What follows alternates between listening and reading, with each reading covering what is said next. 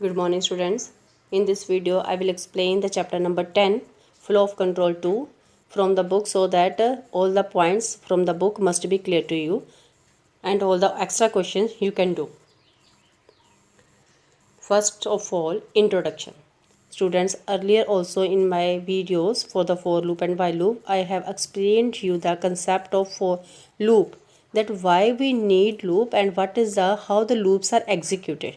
What is the need of the loop and how the loops are executed. So first, looping control structures are the set of statements which are statements which are repeated again and again.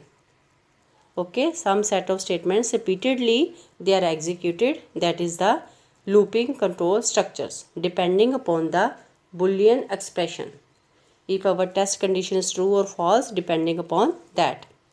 Each time the statement or body of the statement of the block of the statements are executed, it is called an iteration. So here definition of iteration. Okay, then these control structures are also called iteration control structures. Okay, very short answers, short names, short terms are there in this paragraph. The block statement, the block within the loop is called body of the loop. Okay, there are three looping control structures: for loop, while loop, and do while loop. Third is a do while loop. The difference between them is explained with the help of the flow chart. You see this first flow chart. Here the condition is checked first, then body of the loop. Here first body of the loop, then condition. So it is the for and while loop, and it is a do it, and this is do while loop. Okay, it is called entry controlled structure. It is called entry controlled structure. Okay, and it is called exit controlled structure, because the condition is at the last, here the condition is at the beginning. So this is entry, this is exit. Now looping control structures. The main purpose of the loop is to repeat some set of statements again and again until the test condition is satisfied. The statements which are within the loop is called a body of the loop. The flow of control will change its course with the help of the jump statements. So here is a new statement, new sum statement concept is there. Jump statement. What are the jump statements? Give example. ICSE question.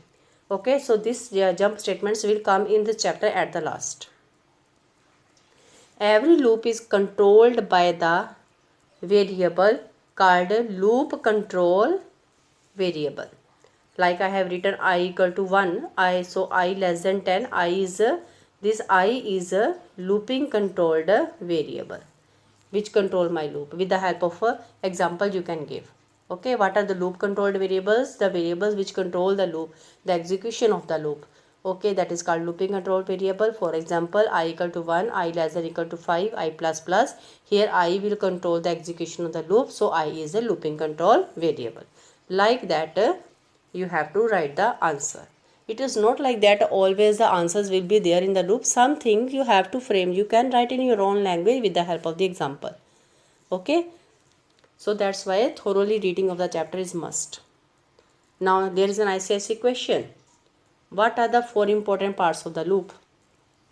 So these are initialization, test, update, and body of the loop. These are four main important part of the loop. Okay, and you have to written in detail. Initialization statement, initialize the loop control variable. Test condition will check the condition. and control the variable, control the execution. Update statement will increase the value of the control variable, and body of the loop contains some set of statements which are repeated again and again. So same way you have to write. Now our first loop is the for loop. For loop is that in which some set of statements are repeated for a fixed number of times while the condition is checked. This loop is preferred when the number of iterations are fixed. So loop is called a fixed loop. So this is the definition of a for loop. This is the definition of a for loop. Okay, after that you can give one example. After that syntax is there. Syntax mean the way of writing command. After that syntax is there, way of writing command. Okay, this is the syntax, and after that give one example. This is a one example. So define for loop with the example. You can write first a definition, then syntax, then example. Output no need to write. Now flow of control mean how the loop will be executed.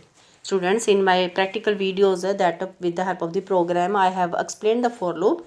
So you know that first I is initialized, then it is checked, then body of the loop is executed, and after that it is increased, again checked, then printed, again checked, printed, again checked, printed, until this condition satisfies. When this condition is false, it will terminate. Now you see this program, you have to print the numbers from 11 to 20. So 11 to 20 numbers you have to print. So 11, 12, 13. Now you see how it is.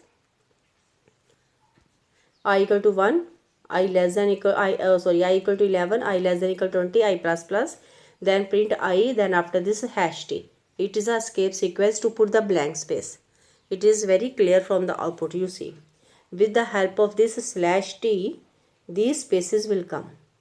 If slash t will not be there, then my output will be like this: 11, 12, 13, 14. Okay, and if you don't want, if you suppose you don't know how I can put the space, another way is like that. You can also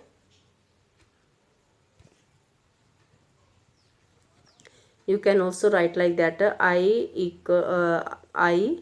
plus, then in between these blank spaces will come. Okay, so you can also write, you can put this hash t also, or you can write like this: I plus, then in between blank spaces. Now different form of the loops, different way, in which different ways the for loop can be written. So this part is for the understanding. Okay, but you have to follow that syntax only which is earlier explained to you. This is for the understanding. Now see, multiple initialization and update statements.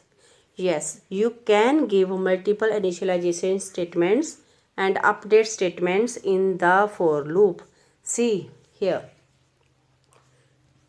two initializations are there, and similarly two updates are there. Okay, if first is this update, second is this update. So now next is optional initialization and update statements. A for loop consists of three basic elements: initialization, test, and update. Now let us study when we can do the optional. Optional mean, it doesn't mean that there is no need to initialize it. It doesn't mean that. It means that you have done the initialization before the loop, so no need to initialize it again. Okay, you can omit that, but it doesn't mean that there is no need to initialize. Both, there is a difference. Okay, if you have done earlier before the loop, then you can omit here, but it doesn't mean that there is no need to initialize. Okay, Similarly, update. Updation is done at the last of the loop. So you can omit from here. But it again doesn't mean that there is no need of update. Okay. Now I will tell you what will happen if you will miss this update statement. Then your loop will become infinite.